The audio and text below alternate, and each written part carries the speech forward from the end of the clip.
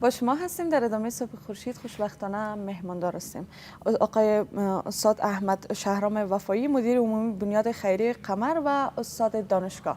در خدمت شما هستیم. در برنامه تشریف آوردن و در مورد کمک و دستگیری از فقرا و وظیفه بنیادهای خیریه بیشتر صحبت ها را با جناب استاد می داشته باشیم. شما هم ما را همراه باشین و تنها نگذارین. سلام، صبحتون بخیر. خوش سلام، صبح بخیر استاد. خوش آمدید. با درود و سلام خدمت شما و همچنان عزیزان بیننده برنامه زیبایتان. انشالله صحتمند سرحال باشین و دور از گزند روزگار در خدمتتون هستم. ممنون شما، خیلی خوش هستیم شما در کنار خود داریم. خوب استاد، در ابتدا می‌خوایم در مورد بنیاد قمر بیشتر صحبت از خودتان داشته باشیم. از زمانی که ایجاد شد چقدر مدت زمان میشه، چه فعالیت‌هایی کرده تا اکنون و در کدام راست‌ها پیش می‌رید؟ ممنون از شما. اول سپاسگزار هستم بابت از اینکه شما فرصت دادین و افتخار میکنم در کنار دو مجری توانا و فریخته امروز در برنامه شما حضور دارم. در ارتباط با سوالی که پرسیدین، الحمدلله بنیاد خیریه قمر اگرچند بنیادهای متعدد در کابل و همچنین ولایت دیگه فعالیت داره، منتها کار بنیاد خیریه قمر نسبت به سایر بنیادهای دیگه متفاوت است و تفاوتش در چی است که ما تنها در یک بخش کار نمیکنیم، ما بخش‌های مختلف در بنیاد خود داریم. الحمدلله مثلا یک بخش ما کمک و دستگیری از فقرا است، فامیلایی که نیاز به ای دارن که باید همون کمک‌های ما به شکل فوری و اضطراری و زبان اصطلاح انگلیسی ایمرجنسی اونا رو دستگیری کنیم و کمک کنیم. و دوم دیگه ما پروژه افر چای هاب داریم در جایی که مناطقی که چای آب نیست، مردم با قلت آب و آشامیدنی دچار هستند، ما اونجا چای آب میزنیم. البته بدون از اینکه از اهالی منطقه ما پول جمع آوری کنیم، وقتی که یک تعداد از بنیادا نصف 50-50 میکنن، نصفش بالای اهالی منطقه و نصفش هم خود بنیاد میزنن. آخرین چای را که ما زدیم در کوی قلاچه بود، نزدیک به $8,800 آمریکایی هزینه برداشت، وقتی که در قسمت بالای کو بود و بیشتر از 1,000 خانواده الحمدلله در اونجا از آب استفاده میکنن. بودن تعداد زیاد از افراد اشخاص که به سبب عدم وجود آب حتی نمازهای اینا قضا میشد، خودشان اقرار میکردن که ما نماز ما قضا است، ما یک وقت دو وقت سه، و حتی کودکایی که با خاطر آب رفتن از قسمت بالای کو حرکت میکردن میفتن 1 ساعت وقت ما تا پایین کو میریم دوباره پس بالا، در هوای سرد و از اوقات که یخک میزد مسیر رایشون اینا مفتادن، دستشون پایشون میده میشد. بر صورت الحمدلله بنیاد خیریه قمر اونجا چای آب زد و امروز مشکل نه حل است. و در ضمن ما نه تنها پروژه افر چای آب به کابل اختصاص دادیم بلکه ولایت دیگه هم است. مثلا 3 چای آب ما در این اواخر در شهر باستانی هرات در مناطق که نیازمند بودن زدیم و همچنین در ولایت ننگرهار، ولایت دیگه که قندهار و غزنی و غیره ولایت ها ما چای آب و این جریان داره. شاید ما در یک سال بیشتر از 100 حلقه چای آب بزنیم در این مناطق. و همچنین بخش دیگه ما بخش برنامه وینتر اپیل و رمضان اپیل است که در برنامه ولایت‌های مختلف مثل قندهار، همین هفته گذشت ما برنامه وینتر اپیل خود در قندهار، غزنی، زابل، پکتیکا اجرا کردیم. همچنین در ولایت هرات 1,500 خانواده، 200 خانواده و همچنین 50 خانواده، 60 خانواده را و همون کسایی که لیست گرفته بودیم اشد نیاز داشتن با دستگیری. هفته حاضر الحمدلله در ولایت زیبای کابل ما 1,500 خانواده را شامل ساختیم و جا داره که موضوع را نکته را یادآوری کنم که از هر رسانه نزدیک به 5 خانواده ما اختصاص دادیم. عزیزایی که در رسانه ها هست گفتیم 5 خانواده شما میتونین که معرفی کنین بر ما و هر همون فامیل مستحق یا مستمند پکیج مواد غذایی از 13,000 افغانی، نزدیک به 13,000 افغانی میشه که شامل بخاری است، کمپل است، مواد ارتزاقی، روغن و آرد و بوره و همین مواد لازم. استاد میخوایم در جریان صحبتتون یک پرسش که در ذهن من گشت، کدام حمایت مالی دارین یا خود کسی که ایجاد کرده این بنیاد؟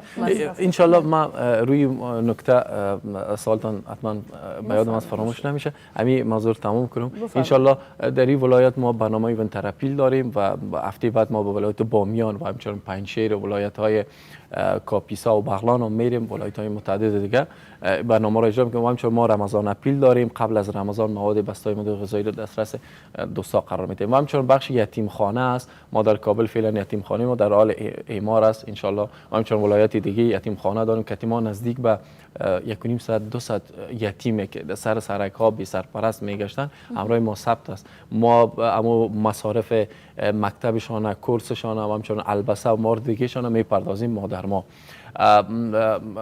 و سوال را که شما مطرح کردین بخش‌های مختلف داریم ان شاء الله. ما در سال جاری موضوع رو می‌خوایم یادآوری کنیم که یک مژده است و اوید از جوانایی که از پانتون از مکتب فارغ شدن و هزینه پرداخت پول ندارن که داخل پانتون ها شوند. ما نزدیک به ان شاء الله 100 بورسیه در داخل و همچنین بورسیه های خارج از کشور به کسایی که لیسانس هستن می‌خوایم ان شاء الله یا لیسانس خود بخونن یا مستری خود به کشور مالیزیا در نظر داریم.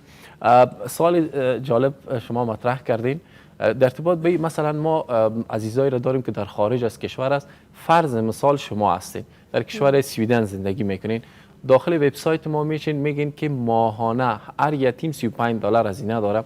من 30 یتیم با خود داشتم میباشم، احمد، خالد، شفیقه امرای ماست و من ما در ما دونیت میکنم از طریق کارت خود روان میکنم و این یتیما زیر تحت اسپانسر ما می باشه یا تحت سرپرستی ما می باشه. به این شکل هر یتیم ما اسپانسر کردیم. دوستایی که خارج از کشور هستند اونا در واقع یتیما را اسپانسر شدن. یک موضوع و موضوع بس مسئله چای، حفر چای آب.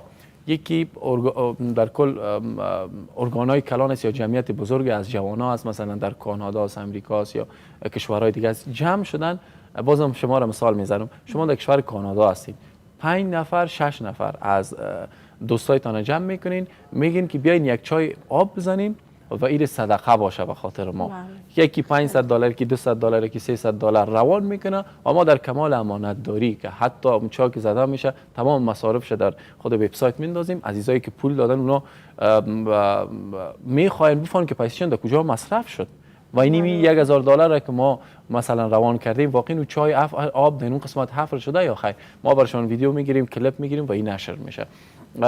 و همچنین بس مسئله برنامه ونتر اپیل است. ما قبلا کمپاین میکنیم، دوستایی که بازم خارج از کشور هستن اونا میگن که ما ده فامیل در کابل ما یکی و اصلا عزیزایی که الحمدلله میگن که ما 100 خانواده را در کابل حمایت میکنم.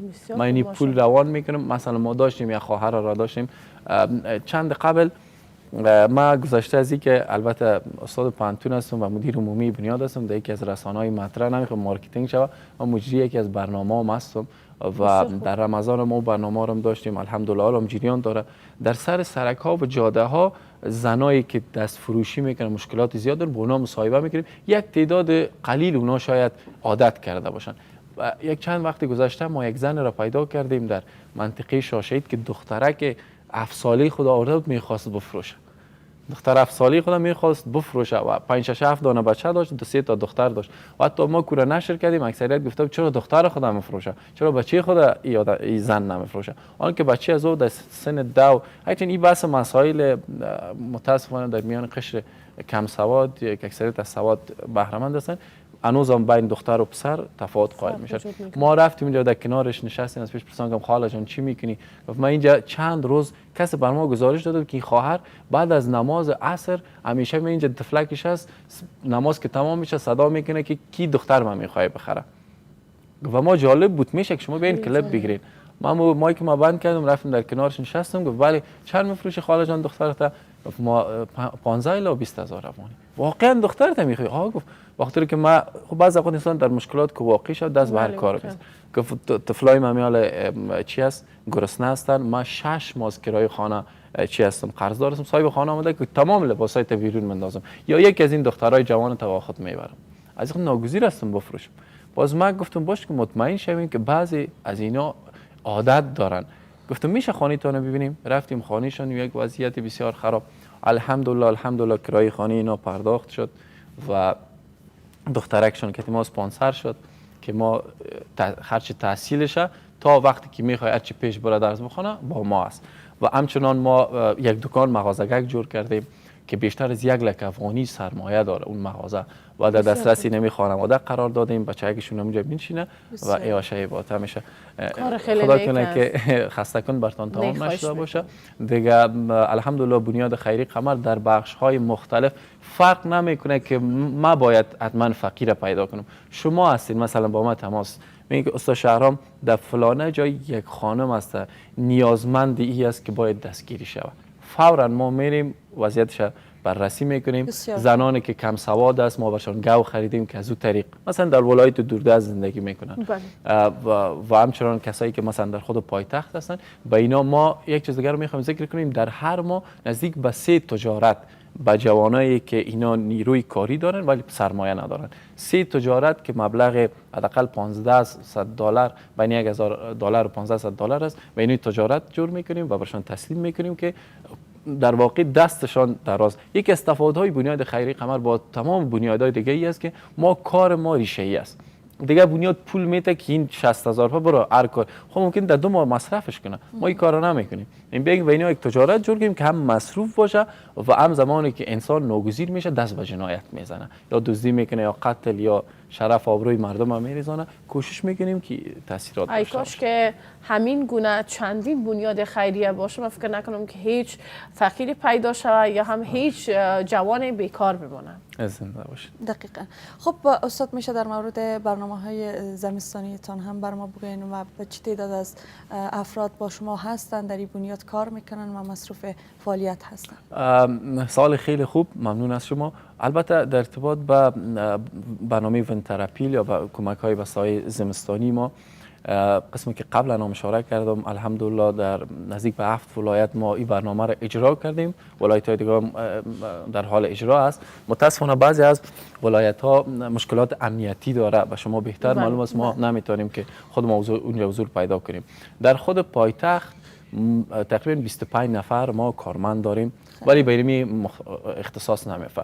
کارمندای ما خارج از کشور هم است، چی به شکل رضاکارانه و چی به شکل دائمی همراه ما هستند و همچنان در ولایت‌های مختلف دیگه هم است کارمندای ما به شکل رضاکارانه. یک از دوست دار می‌خوایم کار خیر ما شریک باشم. در این منطقه نام است خودت نمیتونی آمده این مبلغ روان کو ما این تعداد از افراد برش دقیقاً سروی کردیم این مواد برشان میتیم دوباره گزارش بشم. ولایت‌های مختلف است. ما هفته گذشته در ولایت باستانی هرات بودم و 50 خانواده را در مرحله اول کمک کردیم. بعد خانواده هایی که نتونستن در روز توزیع اینا بیاین، مثلا در اسلام قلعه بود، در یک منطقه بود به نام ولسوالی انجیل و قریه اسحاق خیل که انشالله ما اشتباه چون زیاد بلد نیست اونجا اشتباه نکرده باشم، در اون منطقه پشت خانه مردم مواد ما بردیم. به چی شکل رفتیم در قلباب کردیم مواد گذاشتیم، در سرش یک ورق بود هدیه از طرف بنیاد خیری قمر.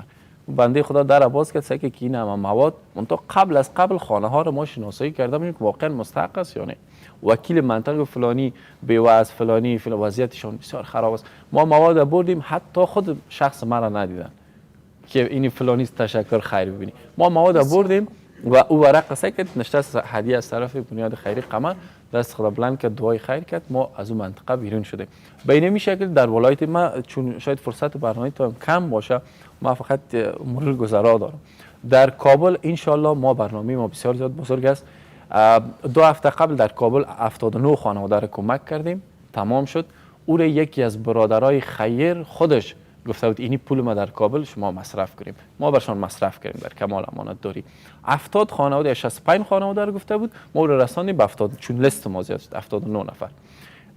در هفته جاری انشالله که تقریبا 30 نفرش از دوستایی است که از رسانه ها اینا معرفی کردن و با سهم شما هم انشالله محفوظ است و شما دوستایی که میشناسین واقعا نیازمند است فقط بر ما معرفی کنین. ممکن روز دوشنبه یا سه شنبه ما این برنامه را اجرا میکنیم و یک پکیج بسیار بزرگ است. شاید 3 ماه 4 ماه کس استفاده کنه. مشکلات شامل کمپل است، لحاف و همچنان لباس های پوشیدنی مردانه، زنانه و طفلانه و همچنان آرد است، روغن است و شکر است و چای است، لوبیا، نخود، مواد شوینده و مواد دیگه است که انشالله این بسته ها به این فامیلا مستحق و مستمن داده میشه و مشکلاتشان حل شود. ممنون از شما استاد از اینکه تشریف آوردین. کارهای نیکی است که شما انجام دادین و ان شاءالله که همین روند همین گونه ادامه پیدا کنم، کارهای بنیادی دیگه هم صورت بگیره.